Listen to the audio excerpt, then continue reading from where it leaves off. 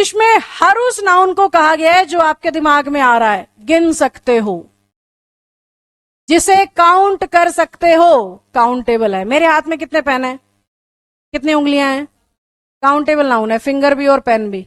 हाथ कितने दिए हैं भगवान ने, तो काउंटेबल नाउन है। कोई आपसे पूछे हैंड कैसा नाउन है, बोलोगे काउंटेबल दो है भाई, गिन सकता हूं। जिसके 10 हैं उसके भी गिन सकते हैं, कई हजार हाथ दिए नहीं भगवान ने खुद को भी। पेन कितने हैं आपके पास, 2 5 7 10, क्या है, काउंटेबल नाउन है। बेंच कितने हैं इस रूम में,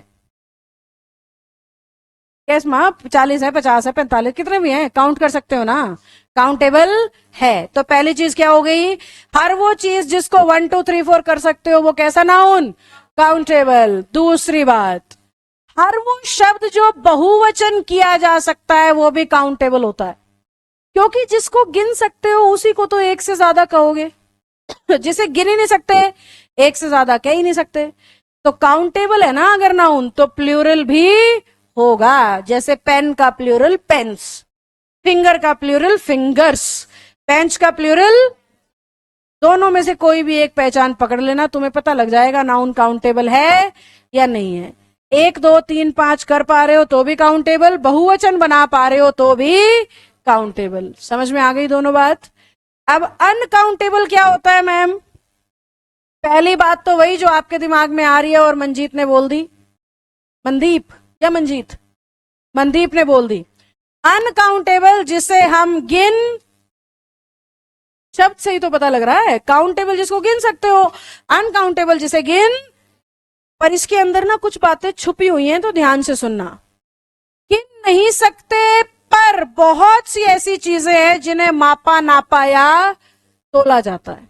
गिन तो नहीं पा रहे हम, पर माप रहे हैं। जैसे दुकान से राइस लाना, दाल लाना, गिन के लाते हो, 5 दाने 50 दाने 100 दाने, क्या ग्राम, केजी, क्विंटल, माप रहे हो, गिन नहीं रहे हो, क्या कर रहे हो, माप रहे हो। ऐसे ही पैसा मापा जाता है रुपीज में।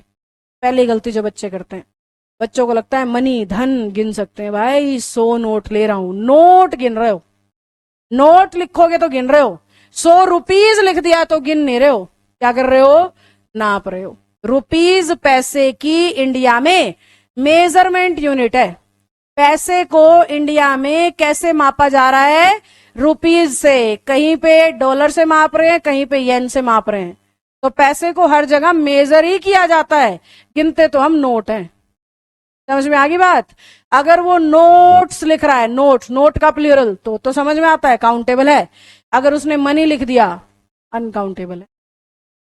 अगर उसने धन कहा ना, धन, मनी मतलब धन, तो क्या है, अनकाउंटेबल है। काउंटेबल तब होगा जब वो लिख देगा 5 रुपए के 10 नोट, तो 10 नोट गिन रहे हो, वो काउंटेबल हैं। रुपीज लिख दिया 5 पे चाहे 500 पे, वो क्या रहेगा, अनकाउंटेबल। दूसरी गलती बच्चे करते हैं टाइम में, 2 बज गए 3 बज गए 5 बज गए, गिन रहे हैं मैम, हम नाप रहे हो, मिनट में, सेकंड में, आवर्स में, गिनते नहीं हो टाइम को। टाइम को क्या करते हो, मेजर करते हो। अगर ये गिने जाते होते तो मिनट सेकंड की जरूरत ही क्या थी। अगर पैसा गिना जाता होता तो रुपीज की जरूरत ही क्या है। पेन को कहते हो 1 रुपीज, पेन को कहते हो 1 पेन, सीधा गिनते हो, कोई मेजरमेंट यूनिट थोड़ी लगाते हो। चावल को सीधा नहीं गिनते, मेजरमेंट यूनिट लगानी पड़ती है, इसीलिए तो वो कैसा है, अनकाउंटेबल। कभी भी आप ये नहीं कहते हो 100 चावल दे दे, आप 100 ग्राम चावल दे दे बोलते हो। समझ में आई मेरी बात। तो जिसके पीछे मेजरमेंट यूनिट लगानी पड़ गई, उसका सीधा सा मतलब है हम उसे गिन नहीं पा रहे, तभी तो मेजरमेंट यूनिट लगानी पड़ रही है, नहीं तो गिन ही लेंगे सीधा। 5 है कि 7 है कि 10 है कि 20 है। अब नाक 1 है यूं बोलते हो कि 1 ग्राम है यूं बोलते हो, गिन पा रहे हो। मापने नापने की कोई जरूरत ही नहीं है। तो हर वो चीज जिसे गिन नहीं सकते, अगर उसे माप रहे हो तो भी नाउन कैसा है। और बल्कि दुनिया में तो कुछ ऐसी भी चीजें हैं जिन्हें ना गिनते हैं ना नापते हैं, फिर भी अनकाउंटेबल। कैसे, आप सबका अंग्रेजी के प्रति प्यार, गिन सकते हो। इंग्लिश से 100 ग्राम प्यार, मैथ से 500 ग्राम प्यार, 5 प्यार मैथ से, 3 प्यार इंग्लिश से, ऐसे कर सकते हो। ना गिन रहे हैं ना नाप रहे हैं, फिर भी इंग्लिश कह रही है कैसा नाउन है भाई। जितनी भी फीलिंग्स है सारी अनकाउंटेबल है, क्योंकि गिनी नहीं जा सकती।